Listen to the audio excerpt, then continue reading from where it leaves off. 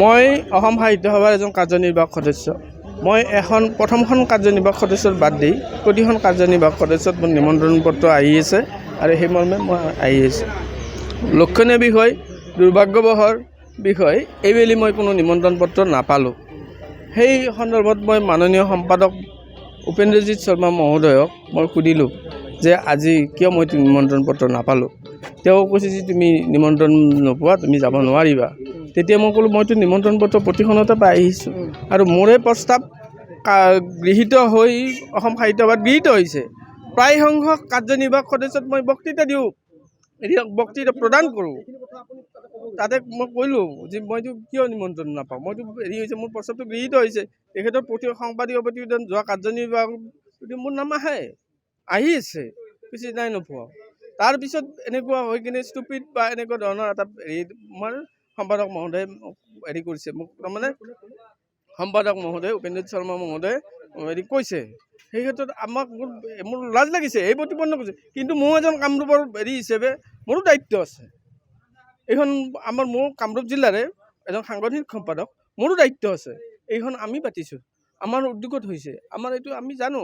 তাৰপিছত এই যে প্ৰতিনিধি ডক্টৰ অজিত প্ৰসাদ শৰ্মা, তেওঁ আহি কিনে যে তুমি কিয় এনেকুৱা কৰিছা, তুমি কোনো পিছফালৰ পৰা ধৰি কিনে মাৰিছে, এনেকুৱা ধৰণৰ প্ৰতিনিধি এইবিলাক কাম কৰিব নোৱাৰে। প্ৰাৰ্থী তেখেতৰ যিটো নিয়ম, সেই নিয়মমতে ফলপ্ৰসূ কৰিব লাগে। মোৰ নাম সুশীল চন্দ্ৰ ডেকা, বালিসত্ৰ কাৰ্যনিৰ্বাহক সদস্য। এনে মই যুৱ সংসদৰ সদস্যত আছোঁ আৰু কাৰ্যনিৰ্বাহক সদস্য হয়।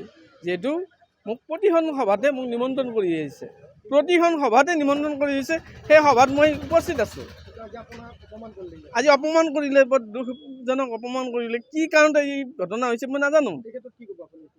এইটো এনেকুৱা মই অলপ বেলেগ মুখৰ পৰাও গম পাই আছোঁ, কিছুমান মই নিমন্ত্ৰণ পত্ৰ পোৱা নাই। যা নহওক, যাতে এই যি আছে এনেকুৱা ধৰণৰ যাতে নকৰে। যোনে নিমন্ত্ৰণী পত্ৰ পোৱা নাই, ভুলবশতঃ হৈ যাব পাৰে, সেই নিমন্ত্ৰণী পত্ৰবিলাক দিব লাগে। আৰু মই অজিত প্ৰসাদ শৰ্মাকো মই এটা কথা কওঁ, তেখেত প্ৰাৰ্থী, তেখেতে যদি দাদাগিৰি যদি কৰে, দাদাগিৰি চিষ্টেমত যদি কৰে, তেতিয়াহ'লে কিন্তু অসমৰ নচলিব। মোক মাৰিছে, দৰটো বাদ দিয়ক, পিছফালৰ পৰা মাৰিছে। অসম সাহিত্য সভা ক'ৰ? আমিতো অসম সাহিত্য সভা। দুই একজন কোনোবা কাৰোবাক কৰিব, কোনোবাই কাৰোবাক পাৰ্টীটো কৰিব, পাৰ্টী এজন মাৰিছে, কি কথা কি সেইবিলাক কথা মই নাজানো। মই এইটো জানো, অসম সাহিত্য সভাত মই কাৰ্যনিৰ্বাহক সদস্য, মই তাতে স্থান পাব লাগে।